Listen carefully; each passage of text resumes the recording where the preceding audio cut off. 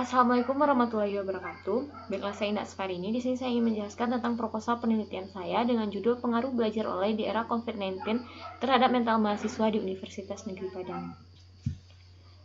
Latar belakang masalahnya yaitu coronavirus yang pertama kali ditemukan di China pada tahun 2019 kemarin itu sudah menyebar ke seluruh dunia. Tanpa terjadi coronavirus ini, kita diharuskan untuk melakukan segala aktivitas di rumah saja, termasuk pembelajaran secara online. Tak terkecuali dengan Universitas Negeri Padang juga melakukan pembelajaran secara daring.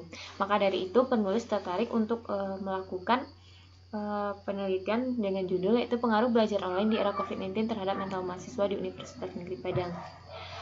Untuk rumusan masalahnya, yang pertama itu apa saja kendala dalam menerapkan pembelajaran secara online. Yang kedua, kenapa pembelajaran secara online bisa mempengaruhi mental mahasiswa.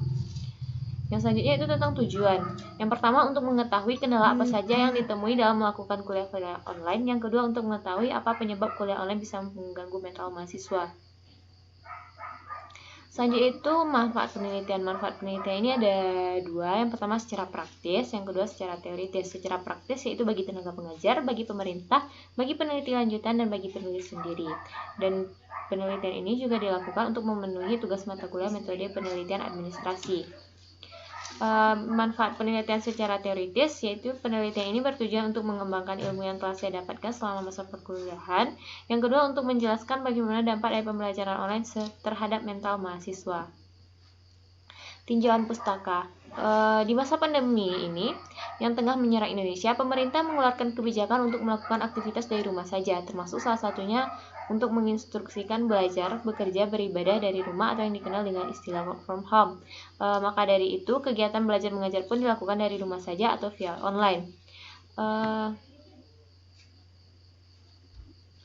Untuk melakukan pembelajaran via online ini ada banyak aplikasi yang bisa digunakan. Salah satunya adalah aplikasi Zoom. Namun faktanya khusus di Indonesia atau beberapa perguruan tinggi yang mirip permasalahannya merasa belum siap dalam menggunakan teknologi pembelajaran dengan sistem daring atau online ini. Bahkan dengan diterapkannya pembelajaran secara online ini, ditemukan ada beberapa mahasiswa yang terganggu mental mereka dan mengalami stres akibat tidak bisa mengikuti pembelajaran secara online ini. Perubahan metode pembelajaran dari cara klasik atau tatap muka kepada metode pembelajaran secara online mengganggu mental mahasiswa. Waktu yang singkat, tugas yang banyak, dan jumlah kuota serta kondisi sinyal membuat mahasiswa berjibaku untuk mempersiapkan segala sesuatunya terlebih dahulu. Selanjutnya itu tentang kerangka pemikiran. Kerangka pemikirannya yaitu pengaruh pembelajaran secara online di era COVID-19 terhadap mental mahasiswa di Universitas Negeri Padang. Dampak pembelajaran secara online terhadap mental mahasiswa di Universitas Negeri Padang, kendala yang dihadapi selama pembelajaran secara online, dan solusi untuk menyelesaikan permasalahan yang timbul akibat pembelajaran secara online selama masa pandemi ini.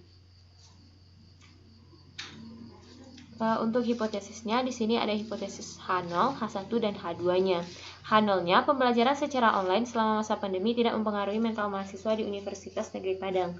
Untuk H1-nya, terdapat pengaruh yang positif terhadap mental mahasiswa selama pembelajaran secara online di masa pandemi ini. Yang untuk H2-nya, terdapat pengaruh negatif yang ditimbulkan oleh akibat pembelajaran secara online.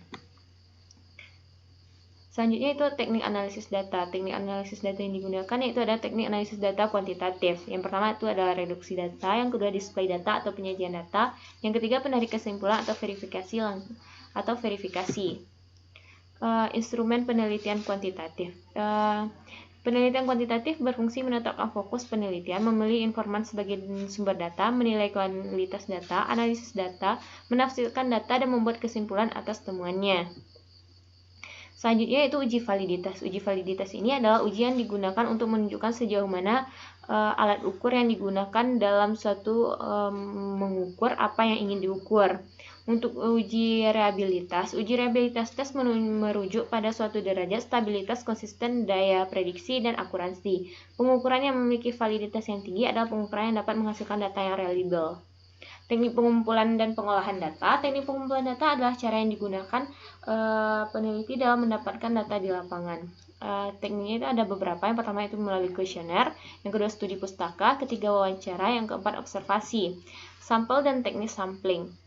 Ini ada beberapa memiliki tujuan. Yang pertama untuk populasi terlalu banyak atau jangkauan terlalu luas.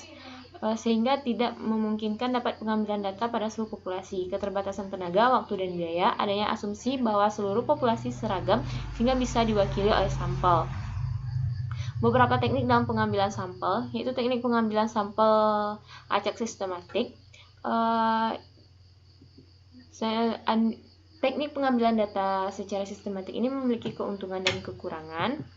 Yang kedua itu metode pengambilan sampel dengan sistem diagonal.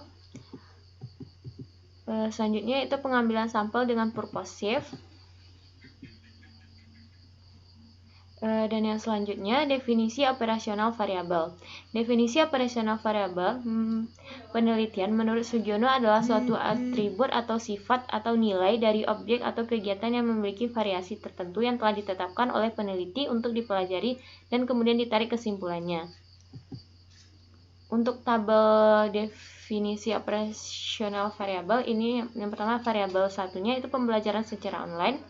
Yang kedua itu permasalahan pembelajaran secara online, dan indikatornya adalah kendala yang dihadapi selama pembelajaran online, dan indikator untuk permasalahan pembelajaran online itu adalah mental mahasiswa selama pembelajaran secara online. Mungkin hanya sekian yang bisa saya sampaikan. Jika ada salah saya mohon maaf. Assalamualaikum warahmatullahi wabarakatuh.